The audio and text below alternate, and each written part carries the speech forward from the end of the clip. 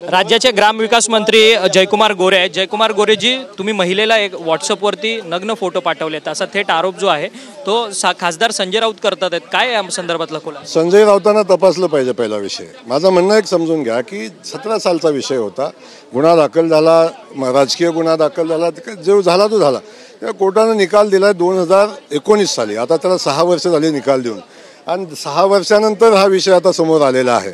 मला माहिती नाही का यांनी समोर आणला किंवा का विषय आणला, आणि मला वाटतं जे न्यायव्यवस्थेबद्दल बोलतात, कोर्टाने जेव्हा आपल्या सगळ्यांच्या समोर कोर्टाने जेव्हा निकाल दिला आहे, तर मला वाटतं देशातली सर्वोच्च न्यायव्यवस्था आहे, न्यायव्यवस्थेनं निकाल दिल्यानंतर त्याच्यावर मी बोलावं असं मला वाटत नाही। परंतु त्या महिलेला तुम्ही टॉर्चर केलं असं त्या महिलेचं म्हणणं आहे। ती महिला स्वतः 17 तारखेपासून इथे उपोषणाला येते। माझं म्हणणं आहे की ज्यांनी कुणी टॉर्चर केलं असेल त्याच्यावर कारवाई झाली पाहिजे, तो कुणी असू दे, जयकुमार गोरेच नाही, जो कोण असेल ज्यांनी कुणी टॉर्चर केलं असेल तेव्हा कारवाई केली पाहिजे। हक्कभंग कोणावरती आणणार? कारण की अनेक जणांनी ज्यांनी या बातम्या माझ्यावर आरोप केले त्या सगळ्यांच्यावर मी हक्कभंग आणणार आहे। खासदार संजय राऊत सातत्याने तुमच्यावरती टीका करतात आहेत आणि त्यांनी भूमिका अधिक स्पष्टपणे मांडली की हंबीरराव मोहिते घराण्याच्या महिलेवरतीच अशा पद्धतीने हे मला कुठल्याही त्या बाबतीतली मला माहिती नाही। मी क्लिअर सांगतो की माझ्यावर जो गुन्हा दाखल झाला होता त्या गुन्ह्यावर कोर्टानं निकाल दिलेला आहे, आणि कोर्टानं 6 वर्षापूर्वी निकाल दिलाय।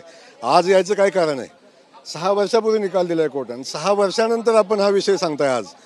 मला वाटतं याच्यामागं काय राजकीय षडयंत्र तुम्हाला दिसायची आवश्यकता नाही। आणि काही लोक म्हणते, स्टेटमेंट तुम्ही वाचलं असेल, माझं डोकं चालतं, मी खुर्चीत बसून संपवेन, अशा पद्धतीची काय व्यवस्था आहे, काय डोकी आहेत ते याच्या मागं आहेत। वेळ आल्यावर सांगेन मी।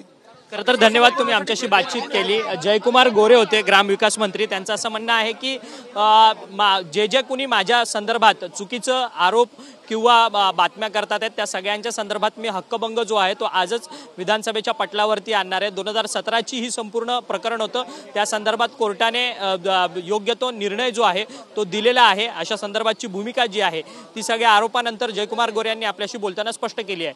व्हिडिओ जर्नलिस्ट सिद्धेश नाईकसह अक्षय मंकणे, TVN मराठी, मुंबई।